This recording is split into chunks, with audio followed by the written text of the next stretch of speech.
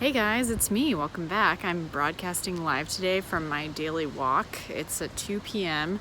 I just left the house and let's see some of my favorite spots. Come with me. The first is this kind of magical Tudor style home. And let me flip this camera around so I can show you like how it looks. All right, so check this out. There's like this little walkway here, which is really cute. By the way, if anybody knows like what this house is, let me know. It's on the corner of 39th and Avenue F. So you go through this thing.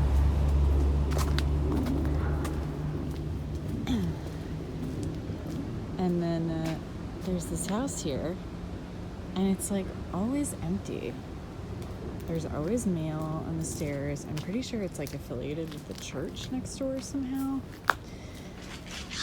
But there's like this little path, and I totally like trespass in here because, it's like, what is this,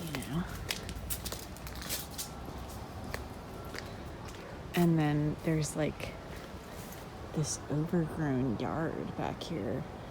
And I went in there one time and there were all these windows. Oh, and there's a cat. There's just like a cat in one of the pots. Hey. So that's the house. I'll show you the goats next. Hold tight. Here's the goat house on 41st. Look at these guys in their little beds, taking a nap. They also have chickens.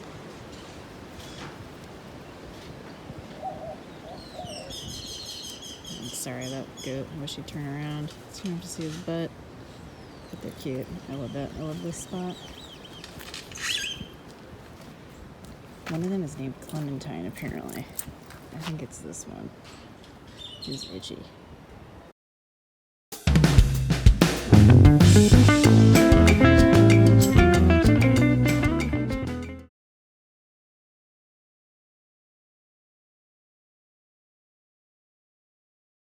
What are my credentials for even being able to do a video like this? Like, who am I? I worked for a recruiting firm before I went back to grad school, which was a fashion staffing agency. And so what staffing agencies, what they do, if you don't know, is sometimes companies will outsource their hiring process. They don't have their own internal hiring process, or they don't want to deal with it. So they pay a company like the one that I worked for to find job candidates for them. So my job was a marketing manager, and what I did was post the jobs that we got that we were looking to fill. And so it was in fashion, so it was a lot of retail, it was a lot of supply chain type stuff. And so I posted the job ads. It's really breezy today. I posted the job ads, and then I also did the blogs, all that, whatever, marketing stuff. But I read a lot of resumes and a lot of job descriptions, and so I'm kind of using a bit of that experience and then my own research to do this video. So that's where I'm coming from. I want to start today by doing something that I would have you do on paper in class, but I want you to take a moment and take a breath and breathe and think about what you've done in undergrad. And I want you to think specifically about school things that may be understood broadly as work. What sets you apart? What is special about you? What are some things that you've done that you're really proud of, and that took a lot of time, that took effort, that required you to leverage skills that you may not even have learned in the classroom? Write out some of those things, because they're probably things that you can put on your LinkedIn somewhere. I'm going to return first really quickly just to a little bit of insider tips from my job previously. So the recruiting process is unfortunately fairly superficial to start because they're sifting through so many LinkedIn profiles and resumes and emails and so on. So they're going to be looking at very top level details, especially with LinkedIn, your photo, your profile headline, and then the last couple of jobs you've had. So you have to do something to grab their attention right away, even if it's just making your profile look really clean and professional and highlighting your education that you've worked so hard on these last 4 or 5 years or whatever. This is also why it's really important on LinkedIn, if you want to be found, to use the right keywords. So, think about LinkedIn as having a big living networked resume. And it's not like a professional Facebook, but more like a people search engine for hiring. So that means you have to use the right keywords in order for potential employers to find you, especially when you're job hunting or trying to build your professional presence. And I want to qualify this by saying that having a LinkedIn is more important for certain professions than others. So I'd encourage you to study the online presences of some people in professions who you admire and see what they're doing. So back to the basics of your LinkedIn profile when you don't have, or you don't think you have, a ton of stuff to fill it with.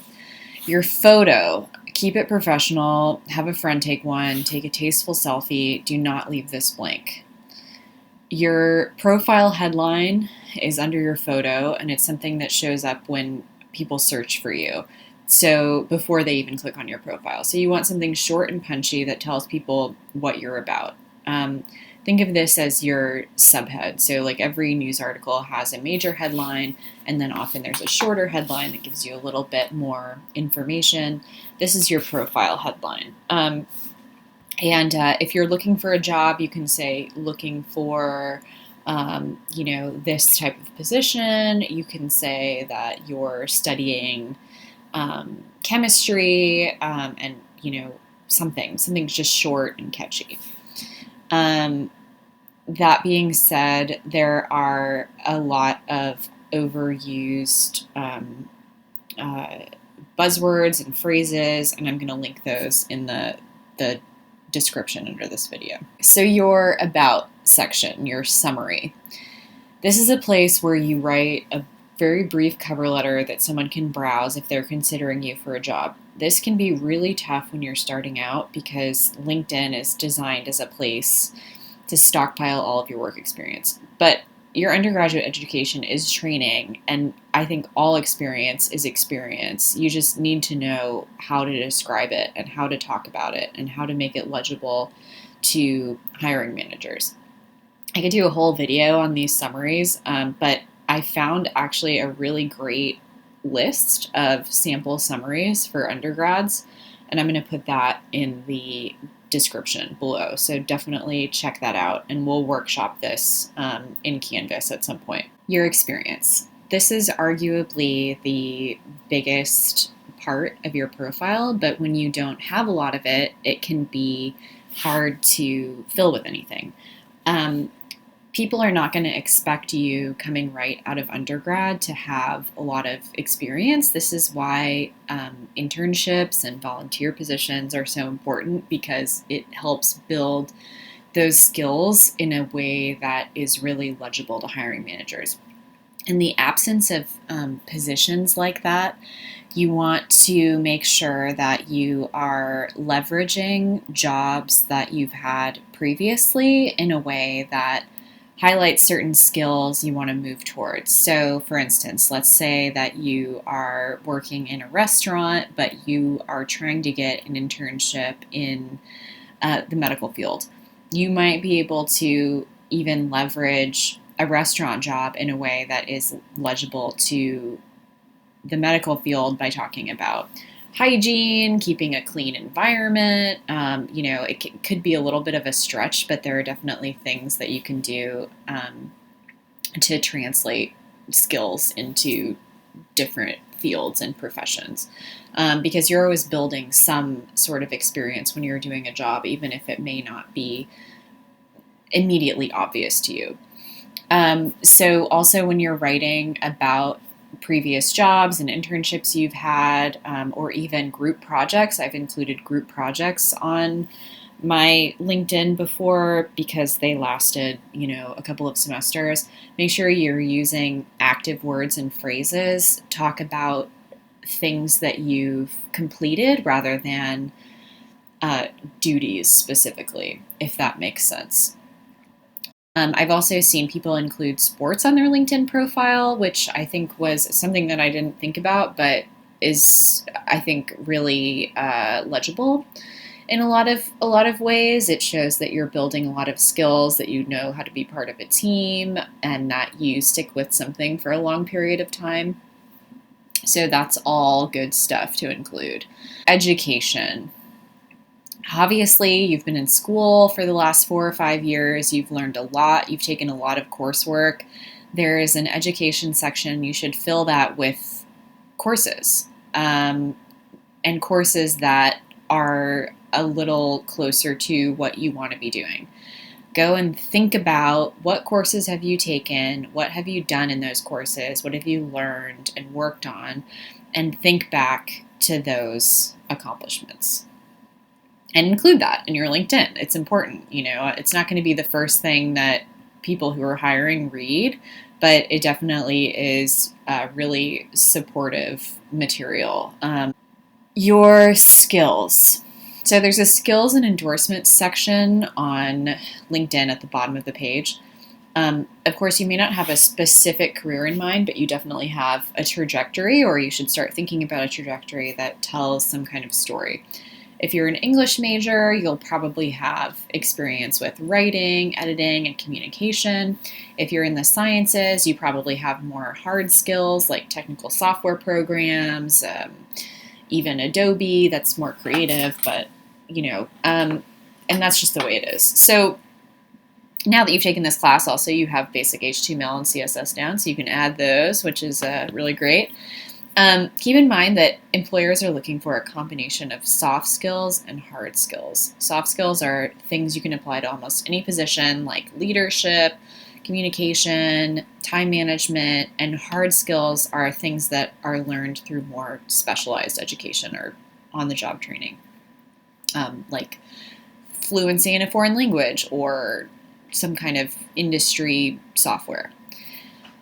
When hiring for entry-level jobs, most employers are going to value soft skills, but because they want somebody who is easy to work with, right? And not just somebody who can sit there and program all day. But hard skills are much easier to talk about on LinkedIn and on a resume. So soft skills should be bolstered with hard skills and vice versa wherever you can. Okay, endorsements. There's an endorsements and recommendations section at the bottom. Also, ask people for endorsements, to endorse skills and to write recommendations for you. Here's a recommendation that I wrote one of my friends who was looking for a job a long time ago. And we had worked on a group project together, and she coded the whole website. So I wrote a little bit about that and how she was, great on that project. Employers do not necessarily, in this case, really care that it was a group project at school, but that, she had completed something, she could do HTML and CSS, and that she was able to work well on a team. So this is a really great place where people can see this sort of symbiosis of hard skills and soft skills in a real life situation. So I would really encourage you to ask for those recommendations. My final piece of advice is that you should always be really vocal with people about the fact that you're looking for a job. Don't be shy. Let people help you. They generally want to help. Leverage any and all connections you have. Your family friends, your mailman, your friend's friend who works at a peanut butter factory. Everyone's a potential connection in your job search. And this is how I've gotten most of my jobs. Not necessarily by even applying to them, but by somebody telling me about the job and asking me to apply, or having somebody vouch for me when I sent in an application for a job, a friend of the person who was hiring. So it's not always necessarily even someone who works at the place you want to work, but someone who knows someone who works there. People want to hire someone who someone else can vouch for.